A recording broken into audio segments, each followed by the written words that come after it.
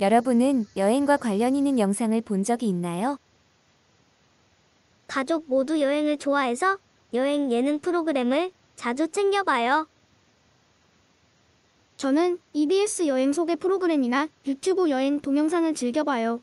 그리고 여행 웹툰도 찾아서 보는 편이에요. 그렇군요. 그럼 어떤 프로그램들인지 소개해 줄 수 있나요? 부모님은 알쓸신 잡화 꽃보다 시리즈를, 저와 동생은 웃음과 음악이 함께하는 1박 2일과 비긴 어게인을 좋아해요. 저는 숨겨진 보석 같은 장소를 소개해주는 세계 테마 기행을 좋아해요.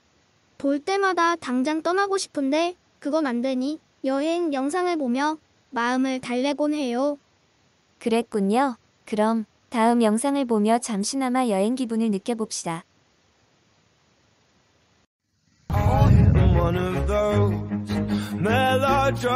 위에서 보는 바다 색깔은 너무나 아름답습니다.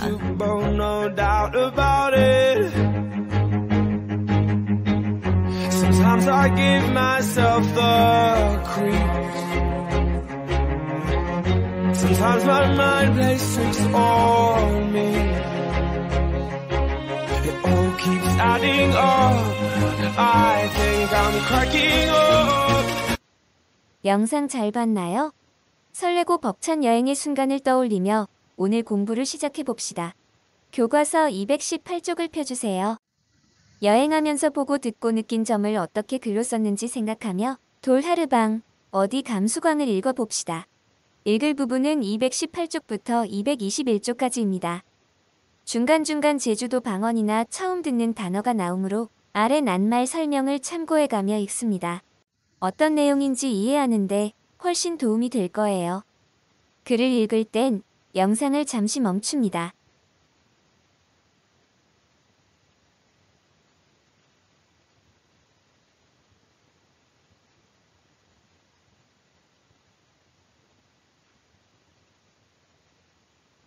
다 읽어보았나요? 그러면 이번 문제를 보겠습니다. 글을 읽고 질문을 만들어 친구들과 묻고 답해봅시다. 앞에 단원에서도 여러 번 나왔던 활동이라 익숙하죠? 같이 살펴볼까요? 첫 번째는 그래서 답을 찾을 수 있는 질문. 두 번째는 자신의 생각을 말해야 하는 질문입니다. 질문 만들기 전 한번 구분해 보자면 첫 번째는 그래서 답을 찾을 수 있는 질문을 만드는 것이고 두 번째는 글이 아닌 스스로 생각해서 답을 찾는 질문을 만드는 것입니다. 아래 말풍선을 참고하여 첫 번째 종류의 질문부터 만들어 봅시다.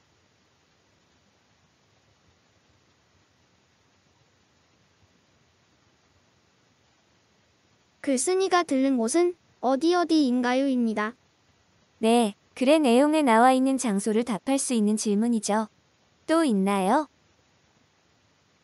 다랑시오름 이름의 유래를 묻는 질문입니다. 네, 이 질문 역시 글에 포함된 내용이므로 그래서 답을 찾을 수 있죠. 잘 만들어 주었습니다. 그럼 답을 찾아 답해 볼까요? 글쓴이가 제주행 비행기를 탈 때 창가 쪽 자리를 좋아하는 까닭은 무엇인가요? 하늘에서 보는 제주도의 풍광을 만끽하기 위해서입니다. 네, 맞습니다. 그럼 글쓴이가 들른 곳은 어디인가요? 한라산 산천단, 오름 성산일출봉, 한라산 영실입니다. 네, 여러 장소에 들렀었죠. 그럼 제주의 많은 오름들 중 다랑시 오름의 유래는 무엇이라고 했나요? 된바람을 막아주는 오름의 분화구가 마치 달처럼 둥그러 보인다고 하여 이름 붙여졌다고 합니다. 네, 글쓴이가 들은 내용에 포함되어 있었죠. 그럼 두 번째 종류의 질문, 스스로 답을 찾는 질문을 만들어 볼까요?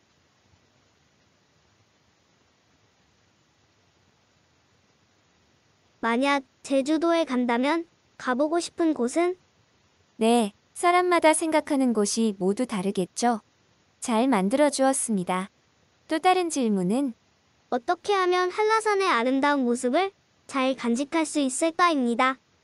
네, 매우 다양한 답이 나올 수 있겠네요. 이 질문들은 정답이 정해진 것이 아니므로 자유롭게 답을 생각해 봅시다. 각각의 질문을 보며 스스로 생각하고 꼭 답해주길 바랍니다. 모든 질문에 답을 완료했다면 이제 다음 222쪽으로 넘어가겠습니다. 3번. 기행문에 들어가야 할 내용을 생각하며 보기에서 알맞은 말을 골라 빈칸에 써봅시다. 첫 번째 제시된 내용을 봅시다. 우리는 어리목에서 출발하여 만세 동산을 지나 170고지인 윗세오름까지 올라 그곳 산장 휴게소에서 준비해간 도시락을 먹고 영실로 하산하면서 한라산의 아름다움을 만끽했다. 이것은 기행문에 들어가야 할 내용 중 무엇일까요? 어리목, 만세동산 윗세오름, 휴게소, 영실 등 장소를 보니 여행하면서 다닌 곳에 해당된다고 생각합니다. 맞습니다. 이렇게 여행하면서 다닌 곳을 여정이라고 합니다. 그럼 다음 내용도 살펴볼까요? 영실에 들어서면 이내 솔밭 사이로 시원한 계곡물이 흐른다. 이 부분은 무엇에 해당될까요? 보고 들은 것이라고 생각합니다. 왜냐하면 영실에서 계곡 물이 흐르는 장면을 본 것을 적은 부분이기 때문입니다.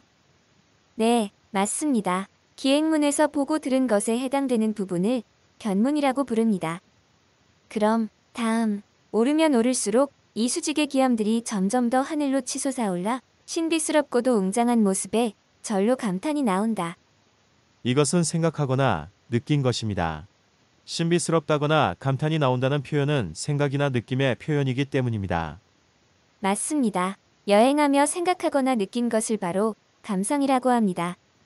정리하자면 여행하며 다닌 곳은 여정, 보고 들은 것은 견문, 생각하거나 느낀 점은 감상입니다. 잘 기억해두고 다음으로 넘어가 보겠습니다. 4번. 여정, 견문, 감상을 드러내는 표현을 찾아 선으로 이어봅시다. 왼쪽에 정리된 여정, 견문, 감상의 특징을 읽어보고 특징에 맞게 표현한 부분을 오른쪽에서 찾아 연결해봅니다. 먼저 여정. 주로 시간과 장소를 나타내는 표현이 쓰임. 그럼 오른쪽에서 시간이나 장소가 표현된 것은 몇 번째 글인가요? 두 번째입니다. 이른 아침이라는 시간 표현과 인사동, 담양, 고창, 고인 돌박물관 등의 장소를 나타내는 표현이 고루 쓰였기 때문입니다. 네, 잘 찾아주었네요. 그래서 여정은 두 번째 글과 연결해주면 되겠습니다. 그리고 여정은 시간과 장소다라는 것도 꼭 기억하고 넘어갑니다. 다음은 견문입니다. 견문이란 어떤 장소를 방문해 본 것과 들은 것을 나타내는 말입니다. 오른쪽 글 중 몇 번째 글에 보거나 들은 내용이 표현되어 있나요? 첫 번째 글입니다. 농계와 짱뚱어를 보았다고 하였고 불국사에 청운교와 백운교가 있다는 것과 창덕궁이 유네스코 세계문화유산이 되었다는 것을 전해 들은 표현이 드러나 있습니다. 네, 맞습니다. 본 것과 들은 것이 표현된 첫 번째 글이 바로 견문이죠. 그래서 견문은 첫 번째 글과 연결해주면 됩니다. 그럼 마지막으로 감상을 봅시다. 감상이란 여행하며 든 생각이나 느낌을 표현한 것입니다. 그럼 오른쪽에서 생각이나 느낌이 드러난 글은 무엇인가요? 세 번째 글입니다.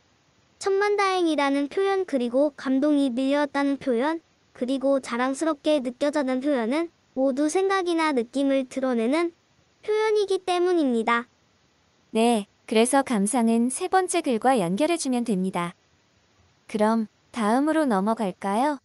5번. 돌하르방 어디감 수광을 다시 읽고 여정, 견문, 감상을 구분해 봅시다. 부침사의 자료를 활용하는 활동이므로 자료를 뜯어 준비합니다. 1. 자료를 219쪽에 대어 본 뒤 각각의 밑줄이 무엇을 나타내는지 말해보세요. 219쪽을 펴고 준비한 부침사를 대어봅시다. 맨 위의 분홍색 밑줄은 여정, 견문, 감상 중 어디에 해당하는 부분인가요? 여정입니다. 왜냐하면 첫 번째 유적지는 한라산 산천량이라고 장소가 제시되어 있기 때문입니다. 맞습니다. 여행의 시간이나 장소를 나타낸 여정에 해당되죠. 그럼 가운데 녹색 밑줄은 여정, 견문, 감상 중 어디에 해당하는 부분인가요? 감상입니다. 왜냐하면 한여름이라도 더운 줄 모른다는 것과 가슴까지 시원하게 열린다라는 표현은 생각이나 느낌에 해당되기 때문입니다. 맞습니다. 잘 찾아주었네요. 보거나 들은 사실이 아니라 글쓴이의 생각과 느낌을 표현한 부분이죠. 그럼 마지막 파란색 밑줄 부분은 여정, 견문, 감상 중 어디에 해당될까요? 견문입니다. 왜냐하면 성산일 출봉과 바다가 맞닿아 있는 것을 본 것, 그리고 기암절벽이 우뚝 솟아 있는 것을 본 것, 그리고 설문대 할망에 대해 들은 전설을 표현한 부분이기 때문입니다. 네, 맞습니다. 보거나 들은 것에 대한 표현이 바로 견문이다라고 배웠죠. 그럼 다시 223쪽을 봅시다. 글의 나머지 부분도 여정, 견문, 감상으로 구분해 밑줄을 그어보세요. 그럼 220쪽 내용을 보며 한 번 더 구분하기 활동을 해보겠습니다. 여정이 나온 부분은 어디인지 밑줄을 그어봅시다. 5번째, 6번째 줄입니다. 어리모, 만세동산, 윗세오름, 산장리대소, 영실 등의 장소가 표현되었기 때문입니다. 맞습니다. 긴 글이지만 열심히 읽어주었네요. 훌륭해요. 다음으로는 견문을 찾아보겠습니다. 견문은 어디에 표현되어 있나요? 밑줄을 그어볼까요? 바로 아래 7, 8, 9번째 줄입니다. 계곡이 흐르는 것을 본 것, 그리고 영실이라는 이름이 붙은 까닭을 들은 내용이 있기 때문입니다. 맞습니다. 그럼 마지막으로 감상은 어느 부분에 있는지 찾아볼까요? 13째, 넷째, 5째 줄입니다. 푸르게 물들였다거나 아름답고 기이하다는 등 생각이나 느낌의 표현이 드러나 있기 때문입니다. 네, 모두 아주 잘 찾아주었네요. 각각의 특징을 구분하는 방법만 알면 아주 쉽게 찾을 수 있죠.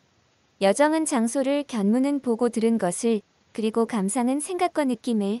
그럼 다시 원래 페이지로 돌아와서 확실하게 정리해 보겠습니다. 아래 말풍선을 봐주세요. 여행의 과정이나 일정은 여정. 여행하며 보거나 들은 것은 견문. 여행하며 든 생각이나 느낌은 감상.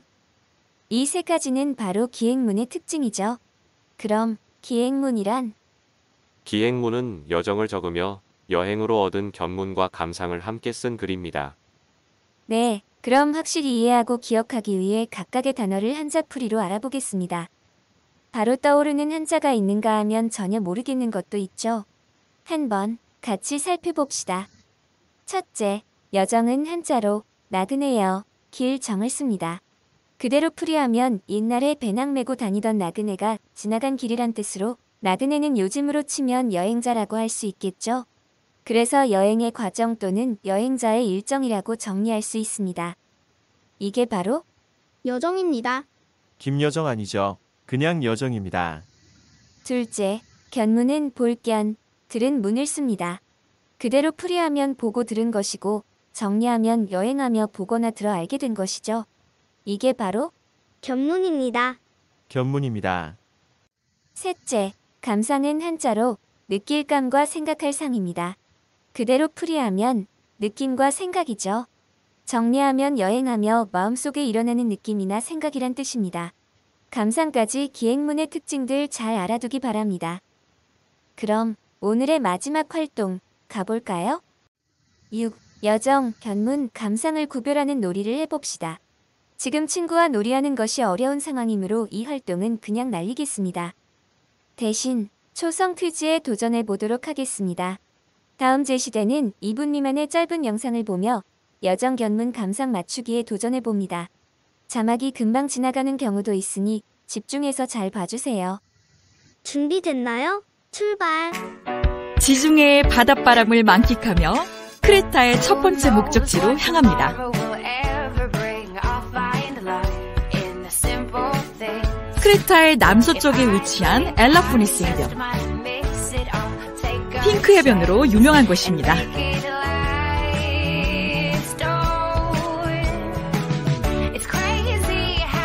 프리다이버인 제가 크레타에서 제일 먼저 찾아온 곳은 역시나 바다입니다.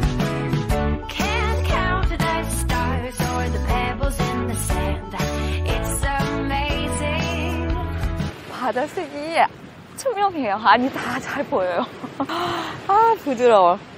무슨 크림 같아요, 크림. 아, 저쪽은 진짜 핑크빛이에요. 해변을 따라 쭉 이어진 핑크빛 모래사장.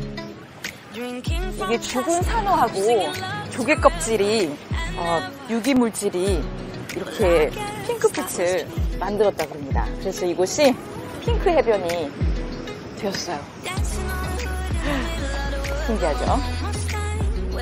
이 모래 덕분에 해변이 아주 유명해졌죠.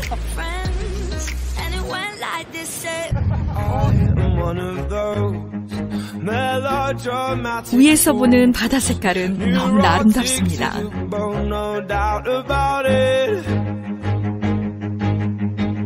Sometimes I give myself the creep. Sometimes my mind plays tricks on me. It all keeps adding up. I think I'm cracking up. 이제 점수 확인 시간. 나의 결과는